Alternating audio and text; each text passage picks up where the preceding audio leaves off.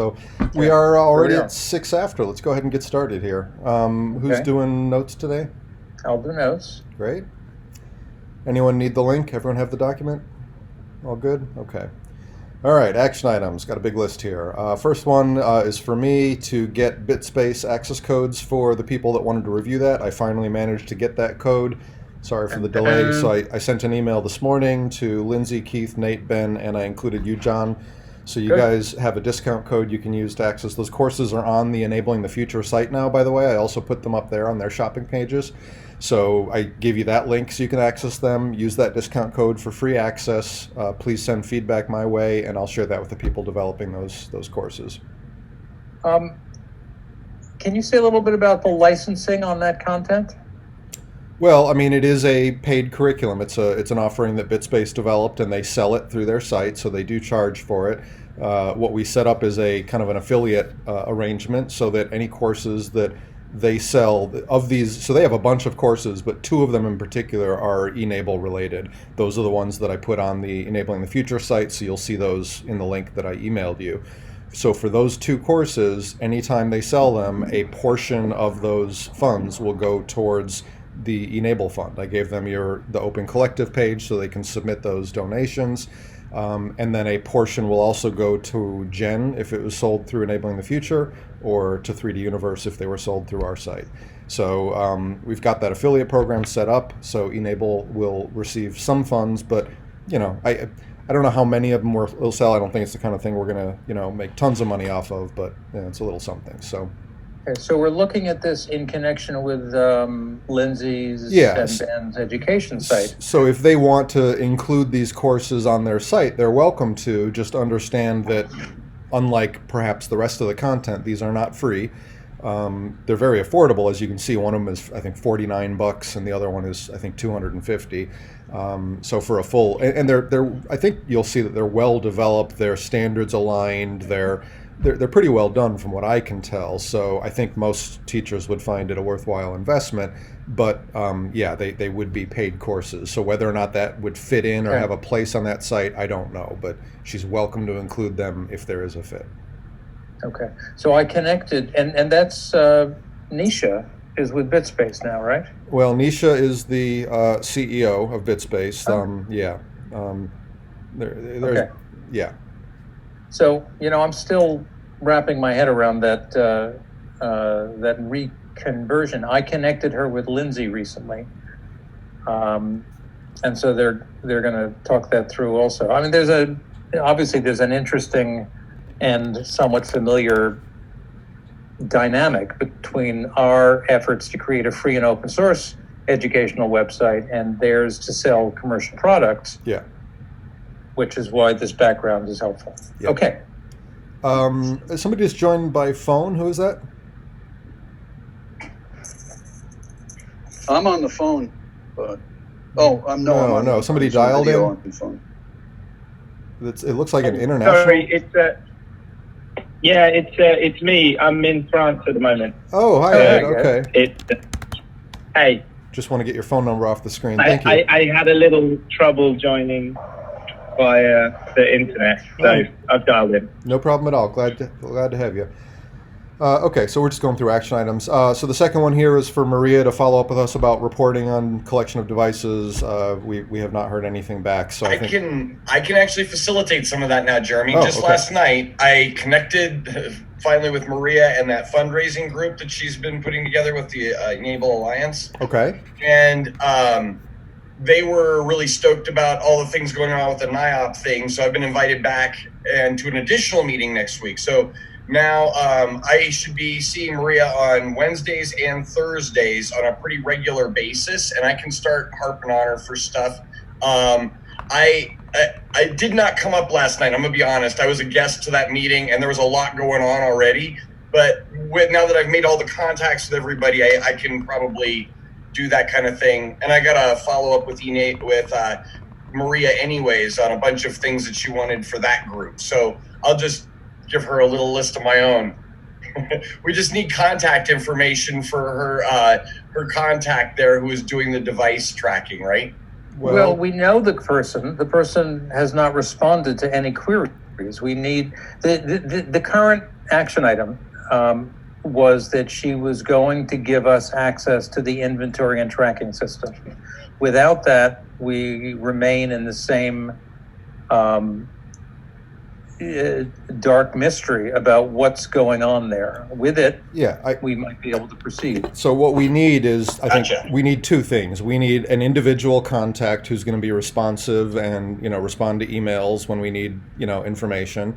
And we need periodic reporting. I would say, maybe weekly, but at the least monthly reporting of exactly what's been done, which devices have been received, where they've gone, etc. So we need both a contact and regular reporting provided to us. Now, she may not be willing or interested in actually providing that, but we will proceed with an independent approach if we don't get it. I can try and work on it from the inside there too. Yeah, sure. Let me see what I can do, and Well, I what think can do is that. at this But, point, at this point, Nate, we're going to proceed with pursuing alternate options because For sure. we have to. That's fine. All that project history probably could be dragged out and brought in and be used at some point. So Sure. I'll try to get that other information for you guys too. I mean, Okay. while I'm talking to her, I'll just give her like a little some homework on my end too, because I'm already doing a bunch for her. Okay, so that Okay. next action item is, Bob, to continue kind of reaching out to chapters to see if they're interested. I saw one email from somebody that looked interested, right, Bob? Well, we have a tentative agreement pending one final decision. I reached out to one of our newer chapters, Sequoia Robotics, at a high school in Canton, Georgia. Okay. And the young man spoke with the faculty advisor. I explained what we needed, and they're willing. So now with that, you said that's a high school? It's a high school. Okay, so that Was tells this- me that the majority of the members of that chapter are probably going to be students, which means there's going to be turnover. Exactly, but um, that's why the faculty advisor Yeah. is the co-leader. Yeah, he would need to kind of take the lead and maintain consistency. Yes, and Okay. and he's in the loop. Okay. So yes, the students are turning over. Okay. The young man I've been speaking with is a 10th grader, so he'll be there several more years. And I explained the situation to him. He said, "Let me speak with my co-leader, faculty advisor," and they were very agreeable. The only thing left is they want to check with the school that there's physical storage space for the devices in the school. Okay. And he said he would get back to me. So we have sort of hopefully a tentative agreement here. Okay. I said we would publicize it, and they would receive the devices. They would log them in, inventory them. They would QC them, remediate as necessary, and then I said I would like you to work with the SPC on coming up with ways of actively deploying them to the best use. Great. Sounds promising. So Bob, what led you to that particular candidate for this role? he's a recent chapter. I handled several pieces of correspondence with him through the ticketing desk, getting the chapter badge and all that. And he impressed me as being rather mature for his tender years, and very responsive. Good. And got back and gracious in comment and mature. Was this So, Ethan Ma? no, Dan, his first name is Dan. Mick. I have to get the right spelling. But he's with Sequoia Robotics team at Sequoia High School. Cool. Okay, And great. Thank you, Bob. Dr. Brent Holler, Hollar, Hollers, I believe, is the faculty advisor and the STEM teacher. And Dan tells me that he was enthusiastic about it.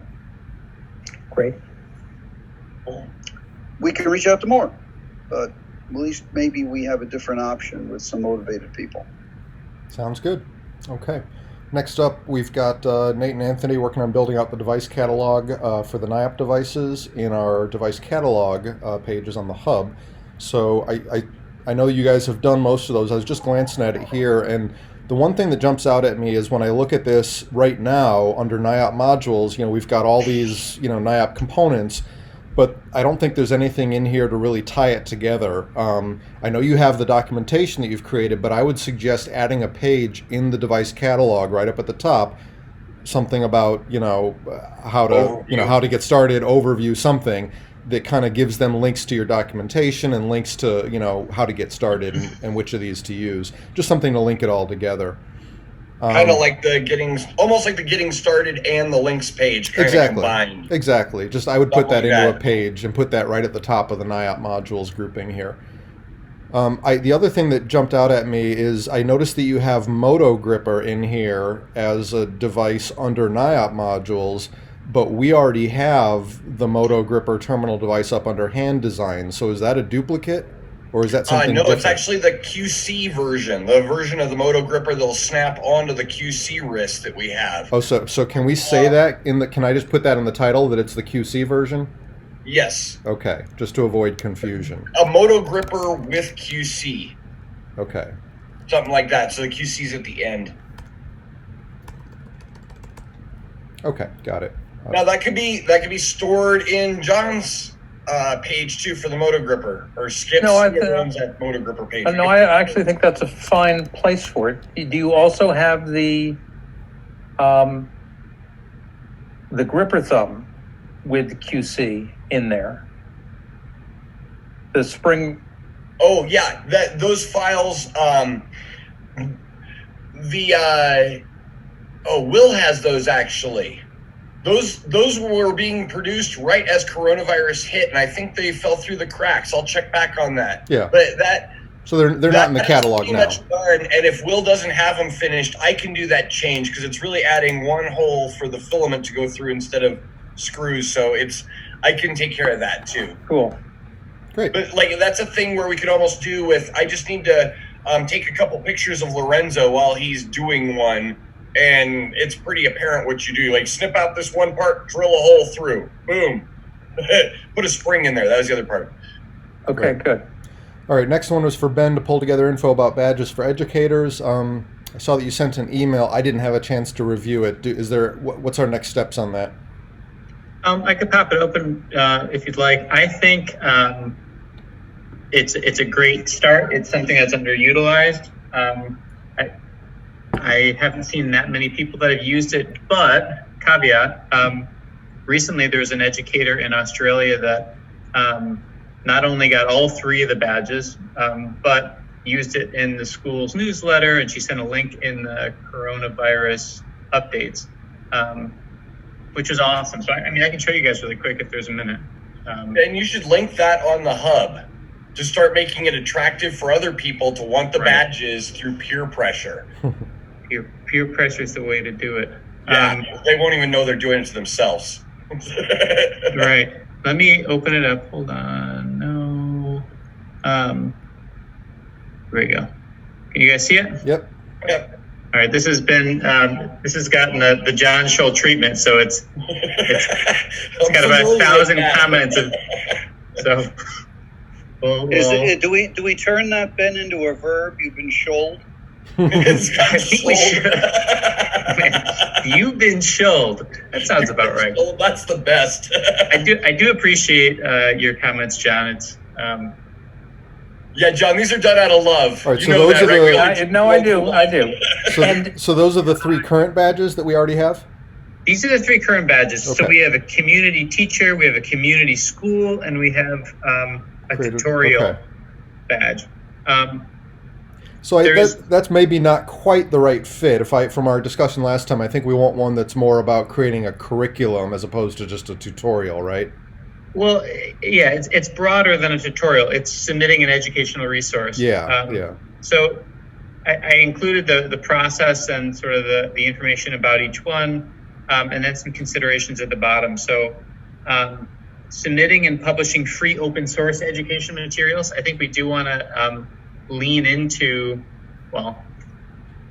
how are we going to filter out what is eligible for this e-NABLE Resource Center? So something that we've talked about, John and Lindsay and I have talked about, is looking at free and open source materials, looking at things connected to adaptability and accessibility, and things connected to emerging technologies. John's also talked about, the idea of volunteering. That could also be sort of under the umbrella of free and open source. Heads or tails. e-NABLE's core values can sort of be a filter, and making sure that the resources connect to those things could be the job of one volunteer to kind of look at it and say, okay, this connects. Sure. But just put this in context for me, Ben. What are we talking about here? Is this for a new badge that's for having submitted some kind of educational content? Yeah. So if we look at this 3 badges, I think the tutorial can. So did we lose you, Ben? Ben? Be a little bit broader, and it can just be somebody who submitted some educational resource. Yeah, we just lost you for a minute there, Ben. I just wanted to. Can you guys hear me? You got some serious lag going on there, Ben. Can you hear us? Oh, sorry. Yeah, I can hear you guys. There's no lag from me. All right. So when we originally created the badge that you're showing here, created a tutorial, the intention of that is really just for ordinary volunteers like me, for example. I put up a YouTube video for how to assemble an e-NABLE device. That's what that's about. When Peter Binkley put up a video about how to take sizing photos, those are the kind of tutorials we're talking about. So I mean, a teacher might claim that, but I think what we're really talking about here is a new badge specifically for educational content. Yeah, maybe. Lost you again.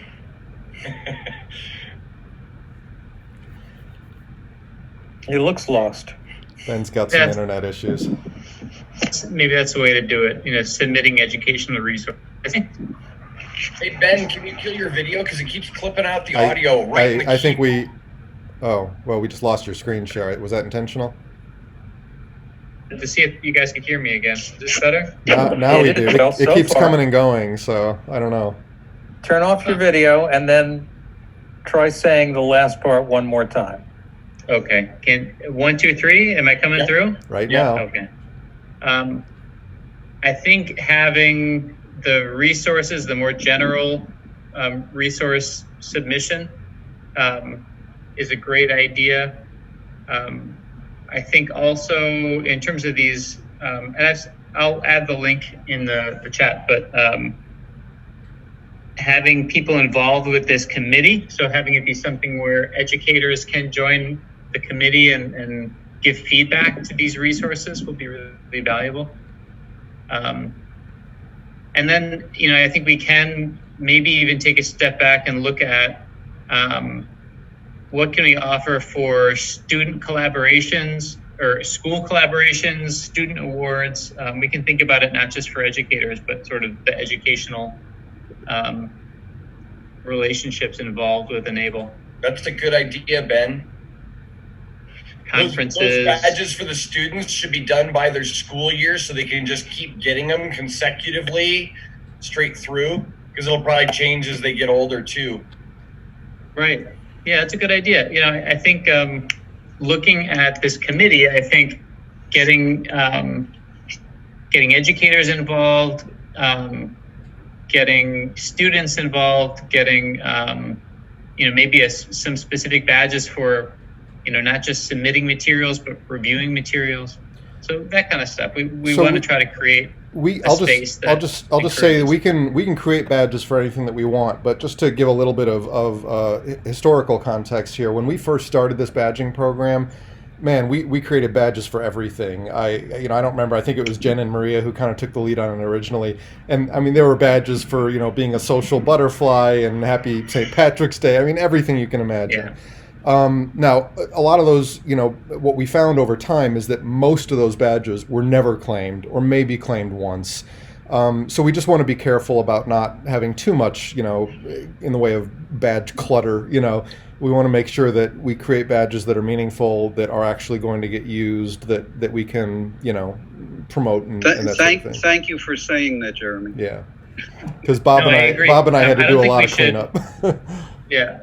I don't think we should be adding just a ton of new badges. I do think in that same vein, there was a really great conversation back in February with MASV looking at reporting and trying to encourage different spaces, and it sort of went off into 1,000 different directions. Jen had a bunch of ideas about making a map for libraries and for schools. I do think it would be really worthwhile for us to take a step back, maybe using this as an opportunity to take a step back and try to think about how can we organize community other than just chapters. Education is certainly one of those. And I think that'll help inform the badges that would be required. I think it would be good to revisit that map discussion, because I think the map is a nice tool to use to locate, not like you said, not just chapters, but maybe I want to find fellow educators that are involved in e-NABLE, or student groups, or things like that, and those could be indicated on the map. So that's libraries, right? Public exactly. 3D printers. Exactly. There's some great stuff, and we've got tons of resources for that stuff. I think, maybe revisiting that. I know it's a bigger thing to look at, but I think that will help inform some of this stuff in terms of badges. At the risk of throwing a new badge in, as we've all just determined that we don't want new badges. No, just not too many. What about one for students who come up with curriculum ideas? This is probably different than educators putting the whole thing together, but this is a student that just comes up with some idea for more courseware, because students will probably be the best at this of anybody. I mean, teachers will get them a good start, but then students will probably come up with the really cool ideas. And making a badge for that will promote that. And then that gets people to do work for us also, come up with courseware. Yeah, I mean, I think what's really wonderful about this sort of educational community idea is to have it open to students. And, submitting educational materials could be if you're a teacher, it could be if you're a student, or it could be, somebody that's just working on stuff. I mean, it could be one of the people working with NIAP that makes, some information and submits it, and that's educational materials that schools can use. I would just say don't make them too specific. For example, something like for a student, maybe an e-NABLE innovator badge or something, and they could get that by creating, having an idea for content, or it could be an idea for a new design, or it could be an idea for a new process. I mean, any of that could, qualify, but, as opposed to having half a dozen different badges, try to make them a little bit broader so that they would be more applicable and more usable. I would mention student by name pretty much in the little description right underneath it. So students, when they're reading it, they immediately clue in like, oh, that could be me right there. And the teachers too. Students. Your space here. Cool though. It's not clear that you need a separate badge for students, but certainly making it clear that we encourage and celebrate students who do this is a good thing. Yeah, I agree. Right. Okay. And I think having Bob be involved in the badge discussion will be really helpful. Some of the badges have been really widely used, and other ones, like these educational ones, haven't been so much. So, I think we can learn about what's working and have that inform, a new campaign with this educational badging that I think will hopefully help. There's been a ton of activity. I mean, I know it's not, maybe drastically different than the past, but, people do use the badges.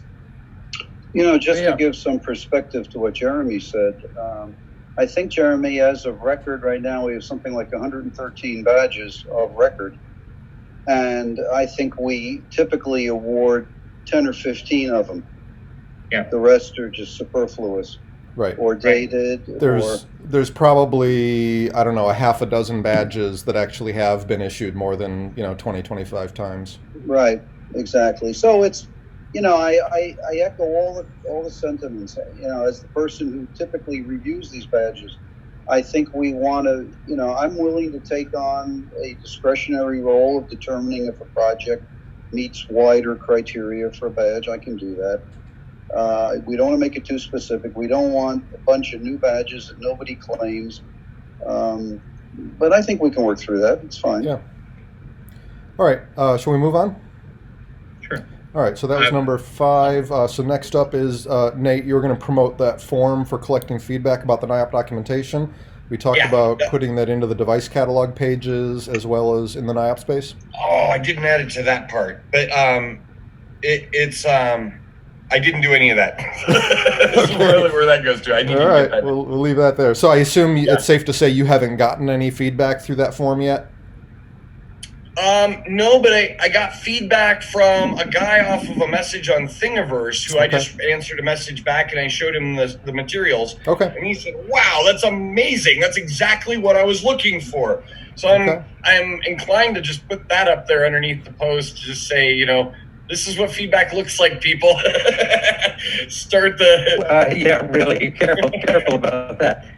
Does this form also take feedback about buildability? And the designs and the documentation are monumental and impressive. The use of the designs and the documentation is what I think at this point, desperately do want feedback on.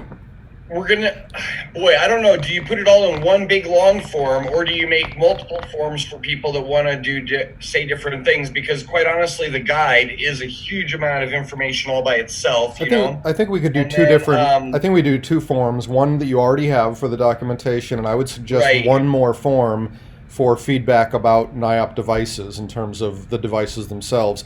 And you don't need one for each component or anything. Just one Right. form. I agree. And one of the fields I would be, agree with that which whole- component is this about, or which design did you make, and then they share their Go feedback. ahead, John. Then I got a good idea about this. Did you have something, Did you John? John? Okay. No. Go. Okay. I'm just thinking that as far as oh Jesus, I'm sorry guys, I'm losing my train of thought. That train left the building. I'm sorry. That's all right. Back. I'm doing. Listen, the device catalog has got its little thing with the icons, including an item, I'm trying to call it up right now, but including something that talks about people who've made it or something, does it not?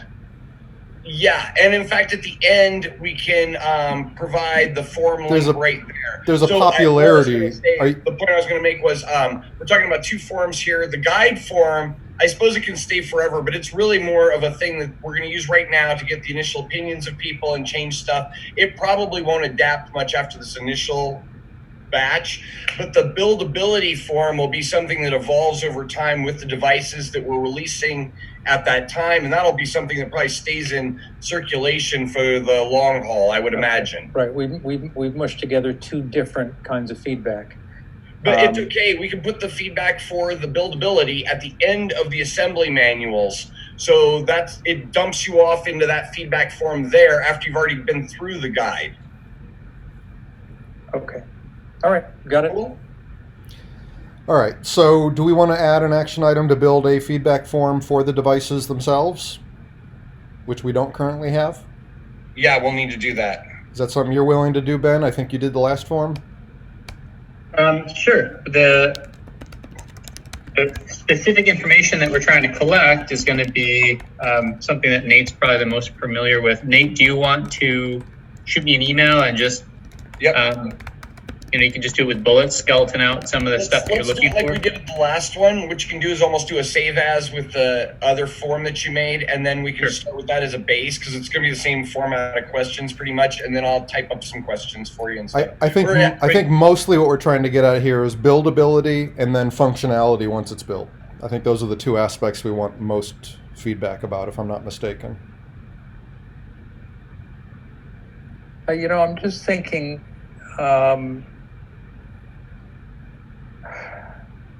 and so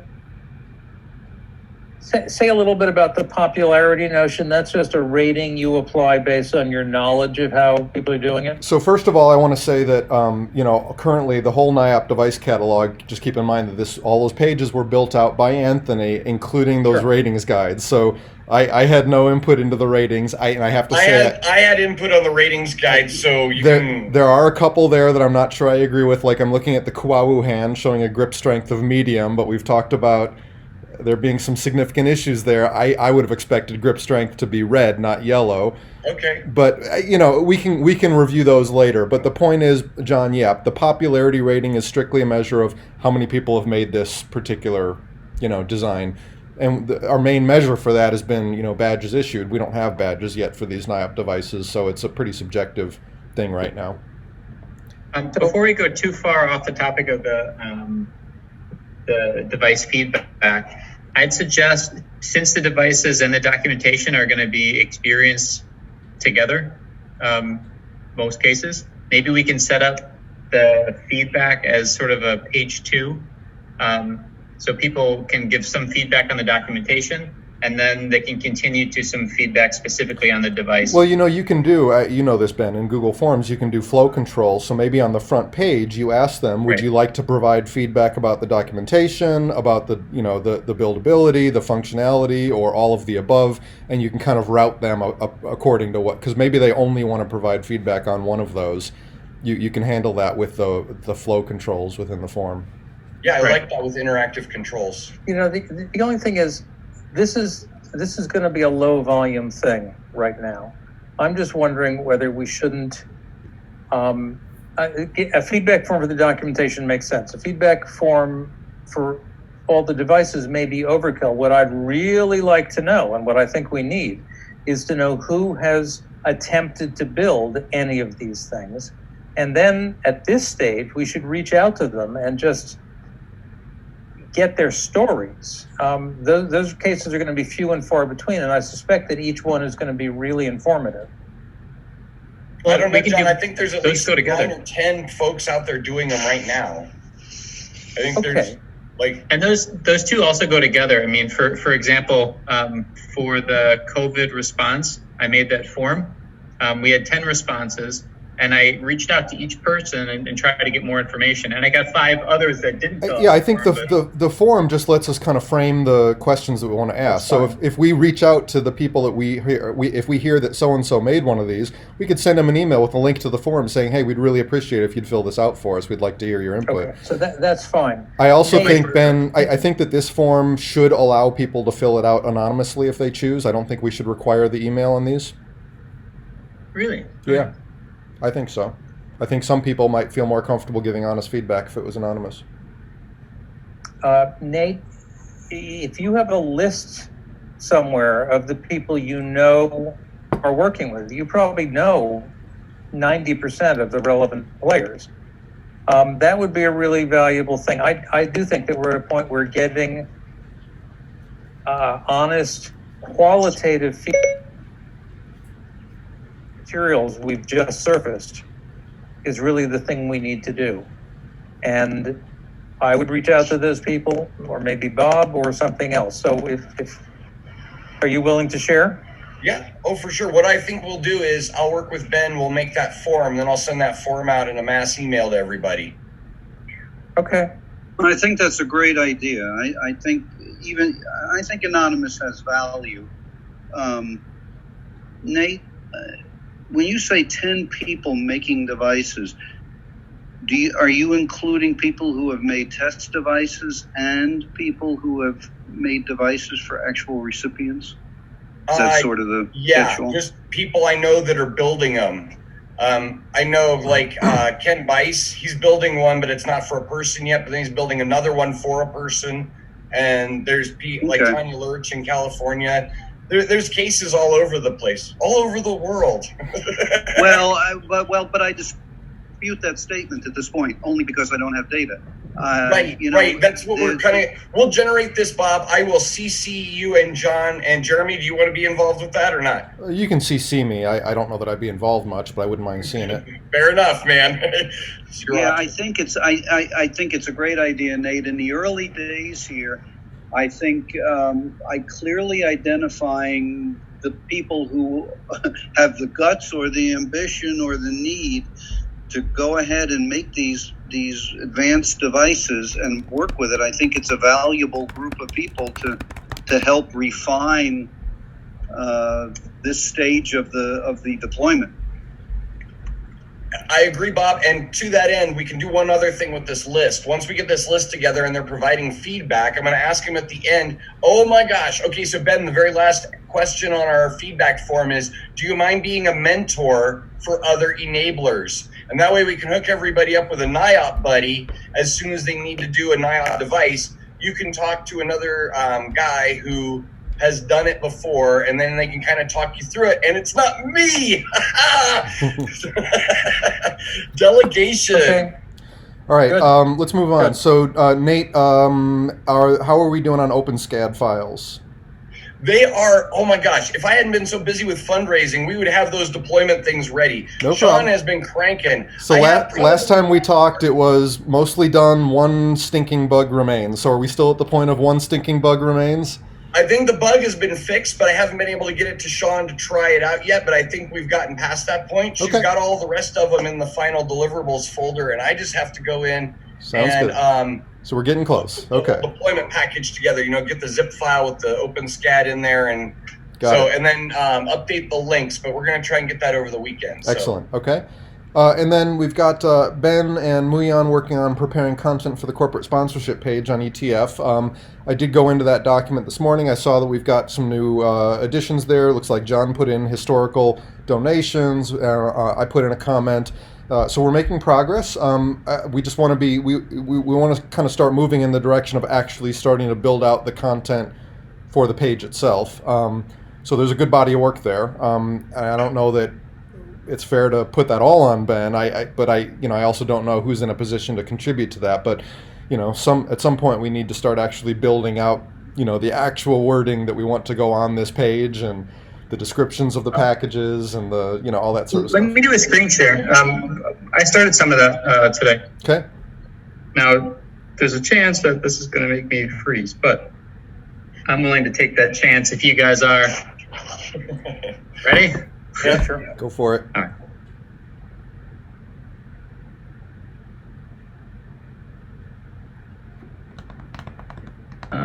Did it already freeze? Let me pull it up. Okay, can you guys see this? It's still working. Is it black text on a black Let me screen? turn my video on. No, there it is. There you go. Good. Okay. All right, let me turn my video off. Hold on one moment.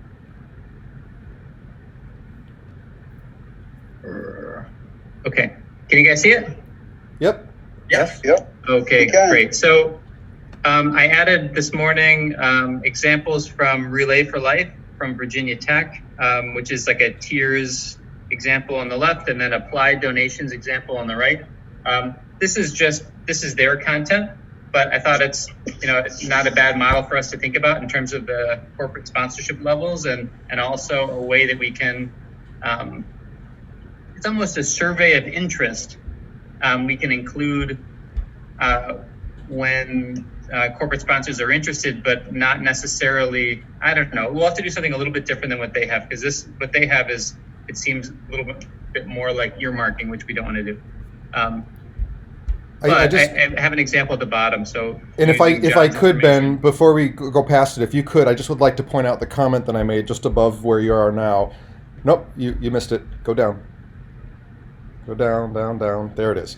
Yes. So I just wanted to point out, I think it's important that we do this page in a way that we're not just asking for financial contributions. I think some of the most important contributions corporate entities can make might not be direct financial contributions. I think Deloitte is a great example of that. They've contributed a great deal of their staff's effort and their design expertise and their consulting expertise.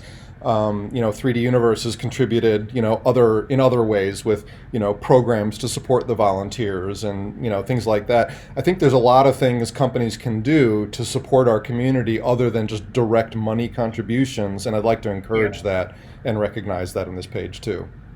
Yeah, that's a great point. And maybe as an example of that, I think it's Mercy Corps, they have ways to partner, and they have a lot of information about Exactly. employee engagement, grant making support. Right. So we can do something similar. Yeah.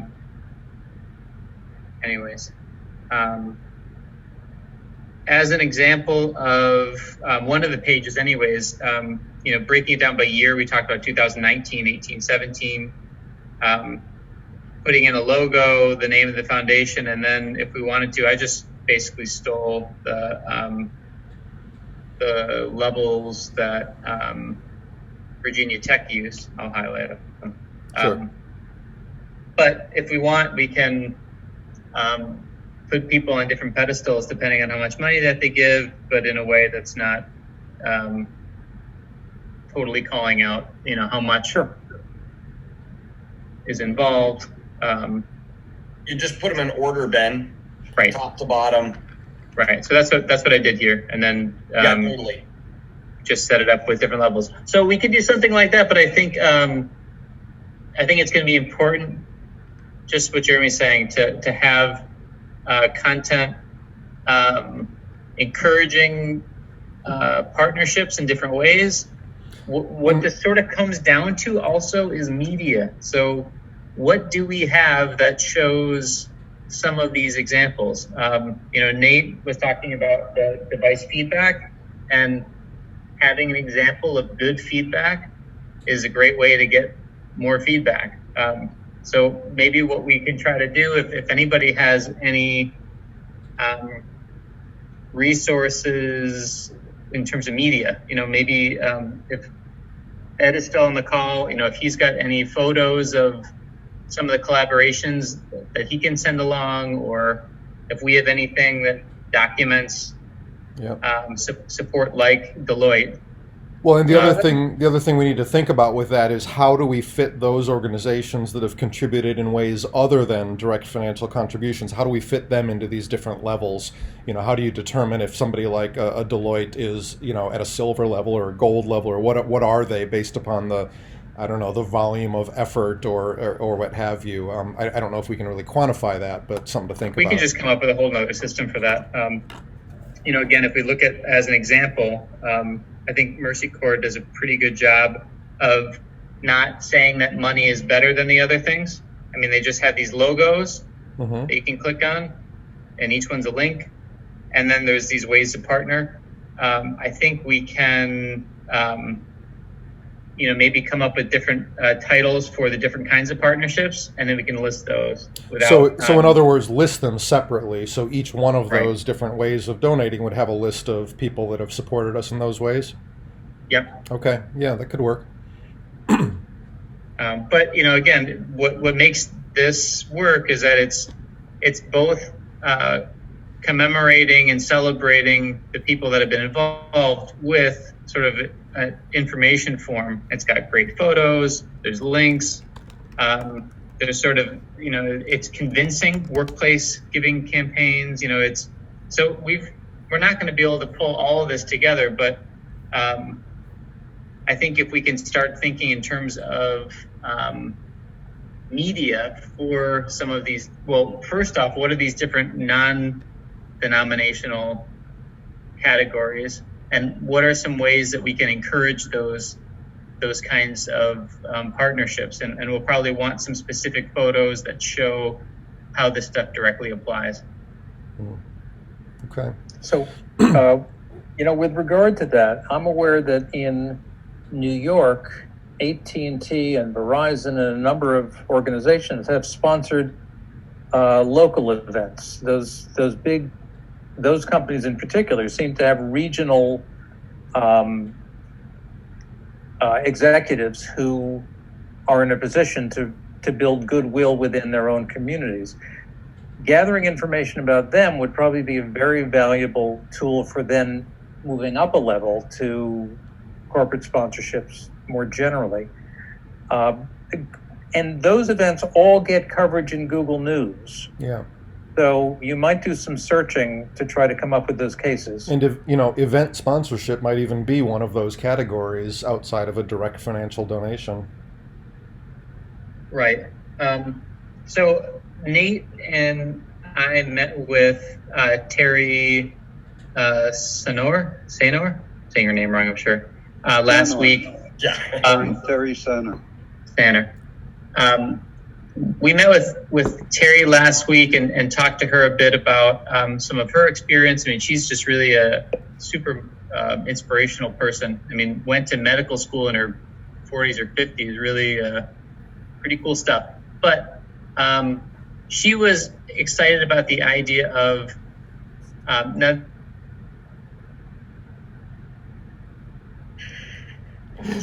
We lost you right at the exciting point, Ben. Yeah. A little bit of a tangent, but it goes back to.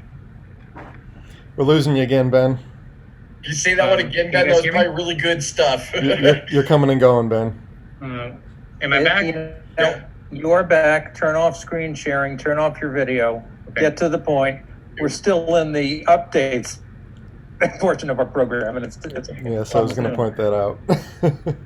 Okay, I'll just say that that local event organization is something that she seemed really excited about, and also going back to the chapter support page, having local organizers be, not just fundraising, but coming up with events through that page and being able to get donations to the e-NABLE fund, and then having the chapters use that space to say what they need. So if Nate's making something for recipient, the recipient and their family could send money specifically for that chapter through some kind of a transparent space. That's what we're going to try to demo.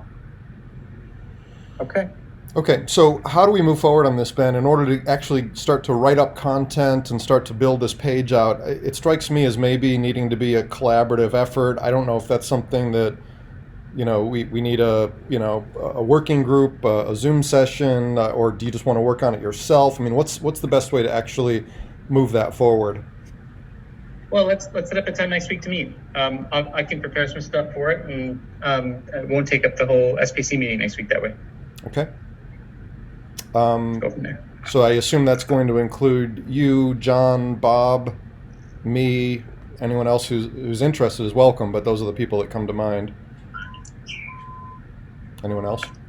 Anybody who wants to come. We've got John twice now.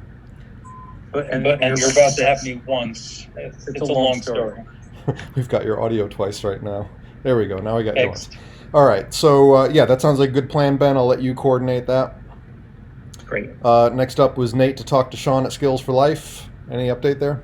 I haven't heard back from her yet, but I haven't been back on Facebook. But I need to jump back there because I've got 2 other people I need to get back to also. So no problem.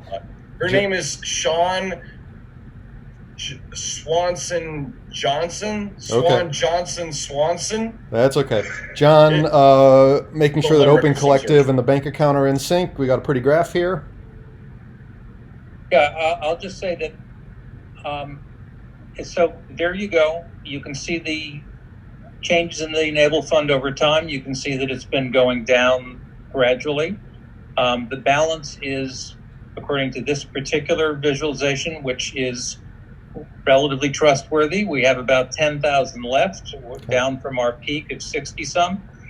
And this is being done in part because I'm gradually inducting Bob Rieger into the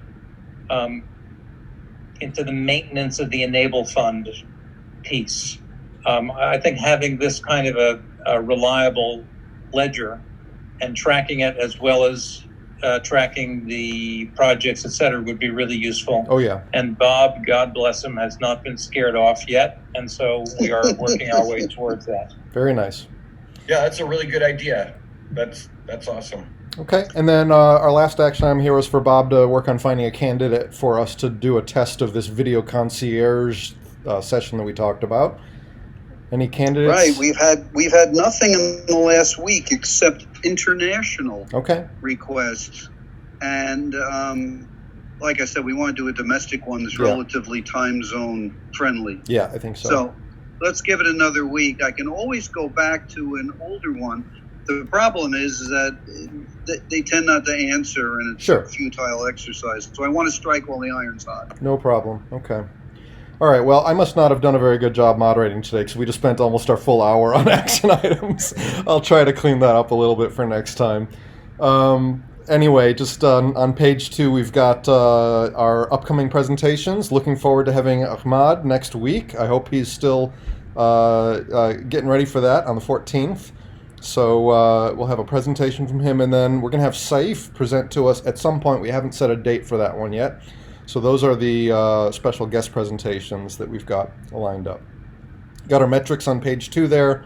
Nothing really surprising. More of the same, really. pretty good level of activity for e-NABLE tickets and badge requests compared to what it has been.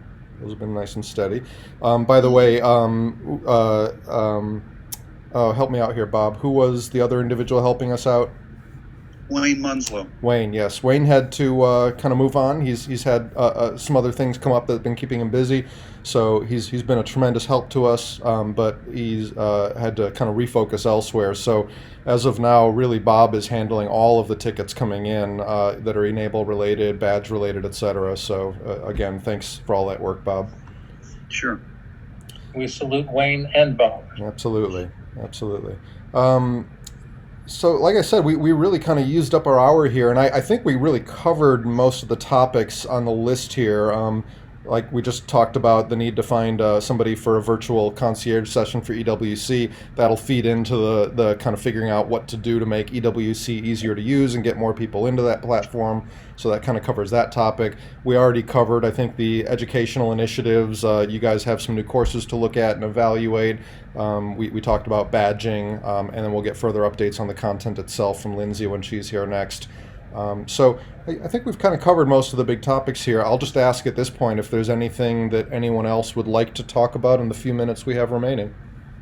I wanted to ask about NIOP certification or badging for the NIOP system, because we talked about that before. Like, no way it's going to be one per every module out there or whatever. But I was thinking what it could kind of be is just NIOP certification. So if you've learned how to do thermoforming and how to do a couple procedures or something, I don't know exactly what the qualifiers are yet. Well, I think I mentioned this last time. I like the idea of a badge for having made a NIOP below elbow device and one for having made a NIOP above elbow device. I think those are kind of the two main categories. I was thinking about that, Jeremy, but we're going to get into legs here soon too and other things. So well, I think those might be future badges, but for now we don't have those. I think a NIOP upper extremity badge probably could cover both, because the skills involved with each one. I know like a thermoform is a little different than an exo shoulder, but the techniques are the same. The connections are even the same on them. Well, all our other devices have a fabrication and an assembly badge. Right. So why don't we follow the same model? You have That's a fine. fabrication I just and think an assembly. A fabrication for a NIOP device. But it could cover the whole thing, basically. Yeah, so we'd have a fabrication badge for the NIOP devices and an assembly badge for the NIOP devices, and let it cover all of them? Yeah. Okay. Yeah, that's what I was thinking, because we'll add more stuff, and it's good. Like, it's a tough form.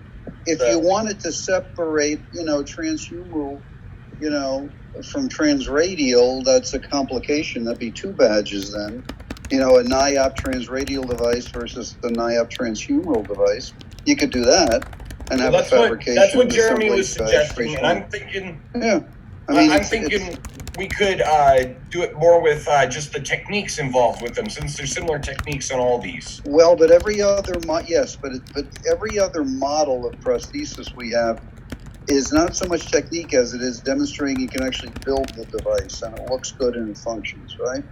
So if you follow the same methodology, I think we're talking past each other. I think that we are agreed that there should be a fabricate badge and a assemble badge. Yeah.